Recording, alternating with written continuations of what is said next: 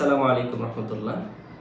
যাদের ইমিউনিটি দুর্বল, বারবার বিভিন্ন রোগে আক্রান্ত হন অথবা যারা শরীরের মধ্যে বিভিন্ন টিউমার আছে, তাদের জন্য আজকের এই ভিডিওটা খুবই ইম্পর্টেন্ট। মাত্র 5টি ভেষজ আছে, যে 5টি ভেষজ সেবন করলে আপনার ইমিউনিটি গ্রো করবে এবং শরীরের মধ্যে যে কোনো টিউমার থাকলে তা ক্যান্সার প্রতিরোধ করবে ইনশাআল্লাহ। তো 1 নম্বর হচ্ছে আপনি দুধ এবং হলুদ।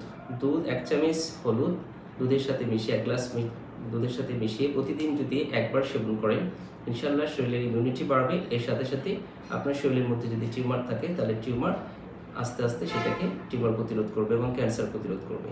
এরপর হচ্ছে কালো জিরা। প্রতিদিন কোনো ব্যক্তি যদি আধা চামচ করে কালো জিরা সেবন করে, ইনশাআল্লাহ তার ইমিউনিটি গ্রো করবে এবং সাথে সাথে তার টিউমার থাকলে সেই টিউমারটা আস্তে আস্তে ছোট হয়ে যাবে ইনশাআল্লাহ। এর পাশাপাশি আপনি প্রতিদিন 1 থেকে 2টা যদি কেউ কাঁচা রসুন খান, তাহলে ইমিউনিটি গ্রো করবে।